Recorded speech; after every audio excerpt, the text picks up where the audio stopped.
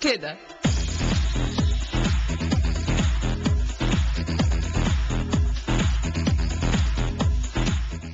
بسم الله الرحمن الرحيم. مساء الخير على كل مستمعينا ومستمعي رحاب اف ام اللي بيسمعونا على النايل سات 11 افقي او على النت www.rahabfm.com. ونسمة ازيك؟ ازيك يا اسلام؟ عامله ايه يا نسمة؟ كله تمام الحمد لله. عايزه امسي على كل مستمعين برنامج احلى كلام مع نسمة واسلام.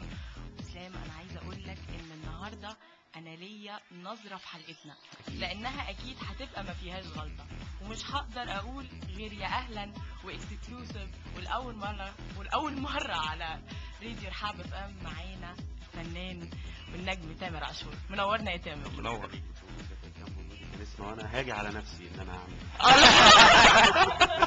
منورنا بجد. ربنا يخليك. ادم هتيجي على نفسك بقى كده، تعال نخش على الكمين على طول بقى. مبدئيا كده هتطلع بطاقتك، السن، البرج، السكن، العنوان. امال ايه؟ والحاله الاجتماعيه دي اهم حاجه دي. السن 27 سنه، الحاله الاجتماعيه اول حاجه واهم حاجه اعزب. ايوه. ايه تاني؟ وتعول ولا ما قال لك اعزب لازم يعول. ايوه طبعا. ايه تاني؟ الدراسه انا لسه في سنه رابعه تجاره هي واخر سنه ان شاء الله استقيم. ايه تاني؟ البرج. برج الجدي. على فكره بقول لك وانا ما اعرفش اي حاجه في الابراج. انا عارف انا معلومه. بالظبط. بس عشان كده يعني من الكلام اللي هو قاله كده انا ليا نظره في ايه بقى؟ ان احنا نطلع نسمعها فاصل ونرجع على طول. بس انا عايزه افكر كل مستمعينا بارقام تليفوناتنا. كل اللي حابب يشارك معانا في الحلقه النهارده يقدر يتصل بينا من اي تليفون ارضي داخل مصر على 09843 او من اي موبايل على 1797 والرقم الدولي على 008821 622 77 47 55 والاس ام اس من داخل مصر على 911 75. وطبعا الارقام من الدول العربيه قدامكم ظاهره على الشاشه. خلينا ناخد تليفون. طيب معانا ريم. الو. ايوه السلام عليكم. وعليكم السلام. ممكن اشارك في البرنامج؟ اتفضلي تامر معاكي. انا دي صح. ممكن اكلم فنان تامر عاشور؟ اتفضلي. ازيك يا ريم؟ اخبارك ايه؟ عامل ايه؟ تمام الحمد لله. ريم تامر معاكي يا ريم. الو. ايوه يا ريم. الو. ايوه يا ريم. ايوه سامعاني كويس؟ تمام. تمام. اخبارك ايه؟ ايه اخبارك؟ الحمد لله تمام. كويس كله تمام والله الحمد لله. الحمد لله. انا بحبك جدا. ربنا يخليك يا رب. مبروك على الألبوم الجديد. الله يبارك فيكي. واحنا كلنا بنحبك وماما بتحبك. ربنا يخليك وسلمي لي على ماما. ممكن اخد رقم تليفونك؟ اوكي في الكنترول ان شاء الله يعني. نعم في الكنترول، رقم التليفون في الكنترول. ايه في كنترول يا ريم. اوكي ميرسي. بس ما سمعتش حاجه.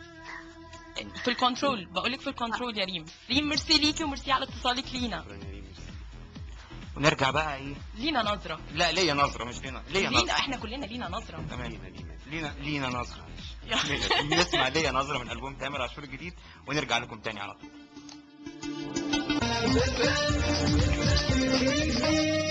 ايوه كده. ورجعنا لكم تاني ولسه مكملين معاكم ومع نجمنا النهارده اللي منورنا في احلى كلام تامر عاشور. تامر عايزه اقول لك مبدئيا الف مبروك على الالبوم الجامد ده. كمان عايزه اقول لك يمكن نجاح الالبوم والظروف اللي حصلت فيه ونزول ظروف يعني نزول الالبوم وقت نزوله والمشاكل اللي حصلت فيه. يمكن انت اتكلمت كتير عن مشكلاتك اللي حصلت مع روتانا. وانا سؤالي بصراحه انا مش هقول لك السؤال اللي دايما بتتساله في اي انترفيو، بس انا عايزه اعرف منك يعني انت ما كنتش سامع ان روتانا عملت مشاكل قبل كده مع نجوم كبار والمشاكل دي معروفه والنجوم كمان معروفين. ايه اللي خلاك تجازف وان انت تتعامل مع روتانا؟ ده كان تاني ألبوم وكان في عقد، فكنت بخلص تاني ألبوم معاهم وانا كنت مخلص منه 7 اغاني والوقت كان منتهي، يعني هم عقدهم منتهي بقاله سنه، فانا خلصت نص الألبوم فمش هينفع اسيبهم. فانا كملت معاهم ده يعني كملت معاهم الألبوم ده عشان ينزل بسلام. بس انا كنت بقفل موضوع الاوديو والكلام والالحان والحاجات دي، هم بيختاروا اغاني للناس، ولذلك تلاقي المطربين بيمشوا الاغاني ما بتعجبهمش بينزلوها بيمشوا. انا ما كنتش بوافق على اي اغنيه بيدوها لي تماما. ده الوقت ده اللي اخرني وده اللي خلاني اخد وقت كبير. بس في الاخر ما كنتش اتوقع ان هيبقى في ثوره وهم ينزلوا الالبوم في الثوره. طب ايه اللي انت بناء على كده بقى ايه اللي انت حريص ان انت تلاقيك شركه انتاج جديده هتتعامل معاها؟ ايه الحاجات اللي حاططها في دماغك كده، بوينتس معينه او نقط معينه انت حابب لا هلاقيها؟ لازم يكون في ناس على مستوى ثقافه معين، لازم يبقى ناس على مستوى فني معين اقدر ان انا اقعد معاهم واتكلم معاهم في اي حاجه في الشغل يعني في حاجه تخص الفن ما ينفعش يبقى الثقافه زيرو والثقافه الفنيه زيرو. طب اتعامل مع مين؟ ويبقى بيزنس وبس الموضوع. بالظبط. طب بيزنس على ثقافه، يعني لازم يكونوا مثقفين فنيا. لما هو دلوقتي زي ما انت قلت يعني هو الموضوع بيزنس بس. بالظبط. فانت بالظبط. طيب تامر، لو جيت بقى طبعا تامر انت ملحن معروف ومغني جامد جدا. ملحنين كتير اتجهوا للغنى زي عمرو مصطفى، زي كريم محسن، زي محمد رحيم، زي نادر نور. لو قلت لك من غير دبلوماسيه، واحنا خلي بالك كان في ثوره، خلي بالك بعد الثوره يعني مش هسخن. مين من الناس دول بتحب تسمعه؟ بحب اسمع كريم محسن، بحب اسمع رامي جمال، بحب اسمع عمرو مصطفى، بحب اسمع رامي صبري. وشايف ان الاربعه صح فعلا ان هم كانوا يتجهوا للغنى مع انهم انت قلت لي ملحنين؟ بتحب تسمع مين؟ ما انا بقى اخترعت الاثنين بقى. لا انا بحب اسمعهم لان هم بجد بيقدموا فن محترم. بيقدموا فن محدش في مطربين كتير جدا ما بتعرفش تقدمه، مطربين كبار جدا ما بيعرفوش يقدموه. فطبعا انا بحب اسمعهم وهم وده طريقهم ونجحوا فيه وانا بحييهم يعني. طب مش هنغني بقى ولا ايه؟ نغني يلا. عايزين بيت كبير لان انا متوصيه من بنات كتير جدا قوي. عايزين نسمعوا بيت كبير. لا بجد والله انت مش متخيل كميه البنات. فاهم لازم بيت كبير. طب انت متضايق ليه يا اسلام؟ طبعا ما انا مش عايزاك هو تتضايق. بيحب البنات. انا مش عايزاك هو يعني بص كامل الكلام كتير بالصريحه.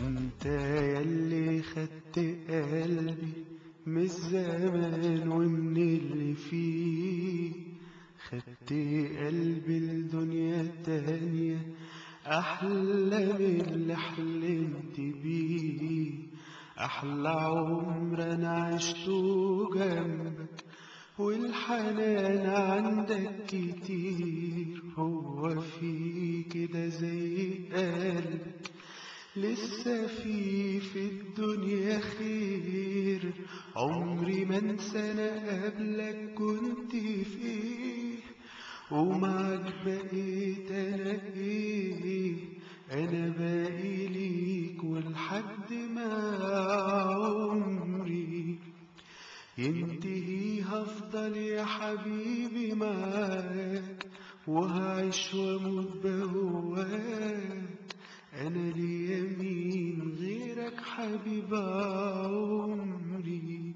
الله الله. دي الحان احمد عمار وكلمات عمرو يحيى وتوزيع احمد ابراهيم. فعلا من الاغاني الجميله جدا. ولما سمعتها من تامر بجد لايف يعني انا مش عايزه ما شاء الله بجد.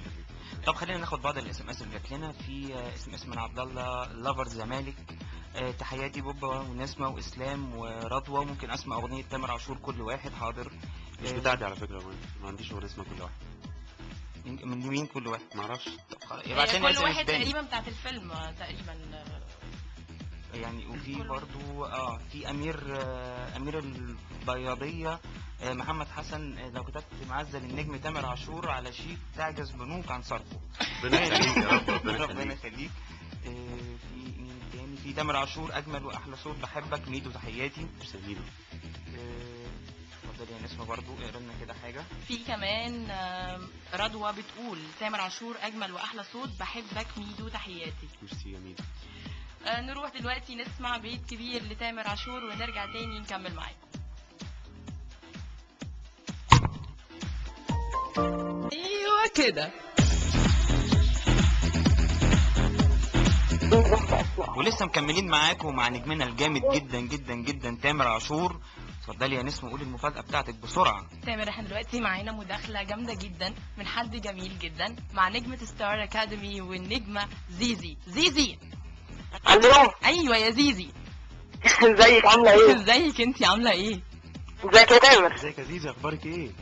القلب مكسر الدنيا. ربنا يخليك يا رب. ربنا يخليك. زيزي طبعا ربنا يخليك. انا مبسوط انك كلمتيني جدا والله.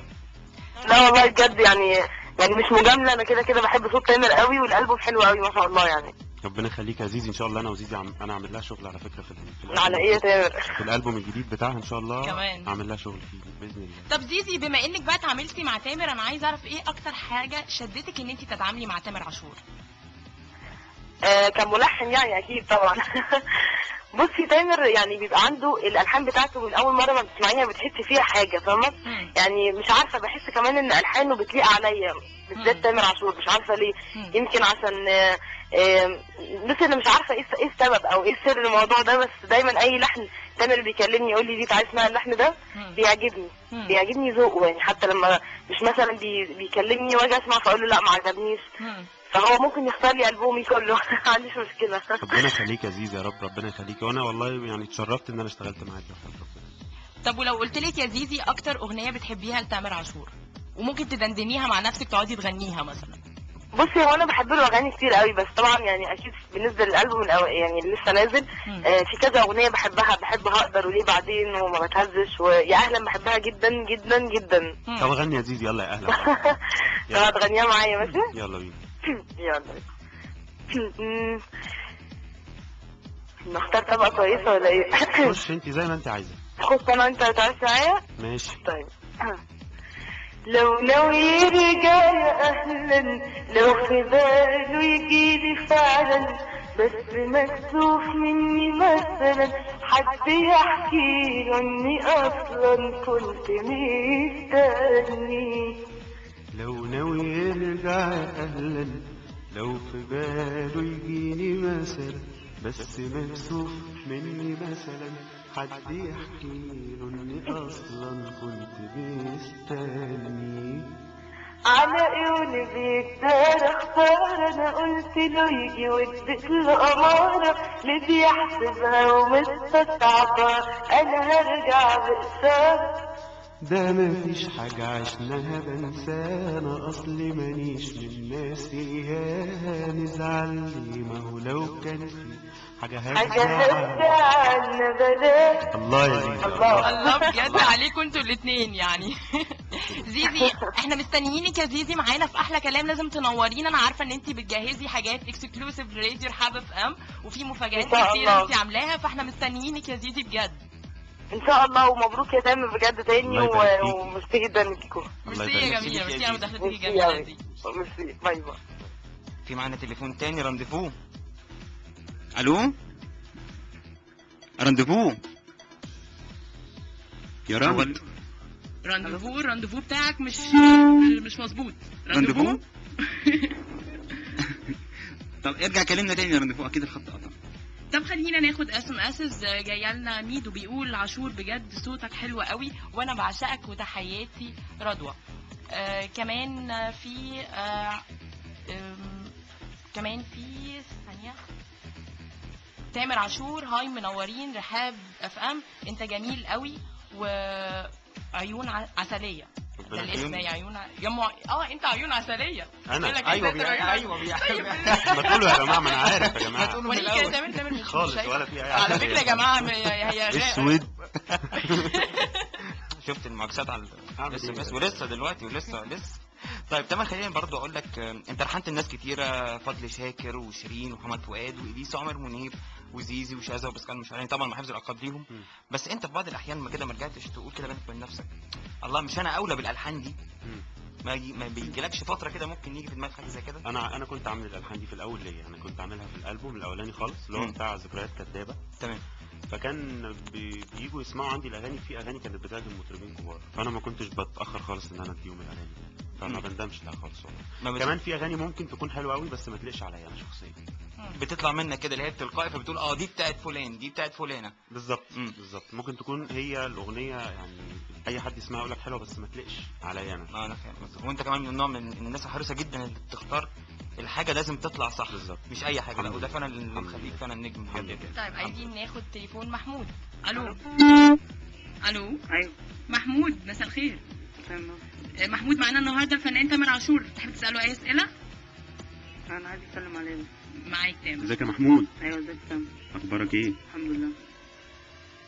في اي اسئله يا محمود لتامر؟ ايوه في اي اسئله لتامر عايز تقولها له؟ انا كنت بس عايز اساله ما بيعملش افلام ليه؟ قريب ان شاء الله يا محمود، باذن الله ان شاء الله قريب ان شاء الله. ميرسي يا محمود ليك ده بجد. ان شاء الله قريب. المفاجآت لسه هنطلع المفاجآت دلوقتي اللي في جوه بيته دلوقتي. طب ما انا لسه بقى سؤالي جاي اهو. ماشي. كنت عايزه اتكلم بقى تامر، يمكن معروف ان اغانيك دايما بتميل للدراما، تمثيل بقى وحاجات دي يعني. ايه اكتر اغنيه يعني حسيت ان انت بتعبر فيها عن حاجه حصلت لك في حياتك، وايه الموقف بقى؟ موقف لا انا مفيش موقف والله. لا يعني اكيد في اغنيه انت غنيتها حسيت فيها ان انت دي الاغنيه دي انت مريت بالمرحله دي في حياتك، ما حصلتش؟ لا لا خالص، بس في اغاني انا ما بقاش كاتبها، فمش شرط الحاله اللي انا يعني انا ما بكتبش. الشاعر هو ممكن يكون عايش الحاله مثلا، بس انا بيبقى الواجب عليا ان انا اخش اديها كاني عشت بالظبط الحاله. فدايما يقول لك تامر عاشور عاش هو اللي قال كل يوم، فهو عاش القصه بتاعت كل يوم. يعني بيني وبينك كده مفيش مثلا حاله رومانسيه؟ لو بيني وبينك مش على الهوا لا مفيش. انتوا فهمتوا يا جماعه بقى. طيب احنا معانا اتصال تاني من رانديفو. رانديفو، الو، ازيك يا رانديفو؟ الحمد لله. اخيرا يعني انا يعني ثالث مره كده يا رانديفو.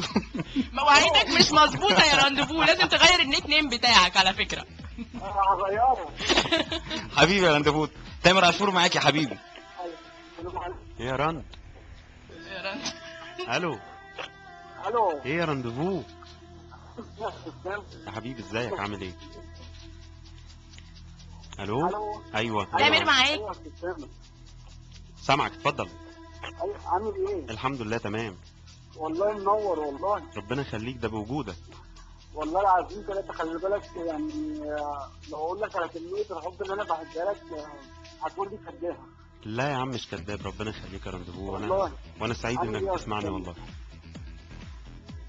الو، انا سعيد انك بتسمعني جدا على فكرة. الو، اسمعنا من التليفون مش من التلفزيون يا راند. والله العظيم ثلاثة سامعك من التليفون مش من التلفزيون. صادق يا وحش، صادق صادق. ميرسي يا رند على تليفونك جدا والله. ربنا يخليك. يعني الناس كلها فرحانه جدا ان انت معانا النهارده والله. انا اكتر والله. ميرسي يا رانديفو لاتصالك. ميرسي يا رانديفو. طيب خلينا ناخد SMS اللي جايه لنا. عندنا الاسطوره ميدو بيقول احلى مسا على احلى نجم في الدنيا تامر عاشور، واحلى كنترول ساره، واحلى كنترولات كنترولات يا جماعه، كنترول يا جماعه. ساره واسلام ونسمه. وممكن اطلب من الفنان تامر عاشور انت اخترت. حالا اهي على طول يا انت اخترت طريق ومشيته، بعت هوايا وقلبي نسيته، واما خسرت في بعدي راجعني، بتفكرني بغدر زمان. هو انت بتكذب وتصدق؟ كم من امتى بتعرف تعشق؟ ابعد عني خلاص واريدك، لو تتعود على الحرمان. انا ضحيت بالدنيا عشانك، ولا يوم قلبي باعك ولا خانك. ضحيت انت بايه علشاني؟ بعد غرامي وفيا جرحت، وياك ضاع العمر علي. عمري ما شفت معاك حنية، يبقى عايزني ازاي ارجع لك ولا سامحك مهما عملت؟ الله يا تامر الله. طب معانا تليفون ميرنا. الو، ازيك يا ميرنا؟ تمام الحمد لله. معاك الفنان تامر عاشور. ازيك يا تامر؟ ازيك يا ميرنا؟ يا جماعه انا بقى عايزه اقول على حاجه دلوقتي. معلش ميرنا ثانيه واحده. انا لسه كاتبين لي دلوقتي في الكنترول ان قالوا لي مجنونه تامر عاشور. تمام. فانا سامعه عليكي يا ميرنا. انا عايزه اقول لك انا شخصيا من على الفيسبوك بتاعي ان انا شفتك داخله على الجروب بتاعنا، وواضح فعلا مجنونه تامر عاشور، وبتتصلي بيه في كل انترفيو. فانت معاكي تامر بقى براحتك.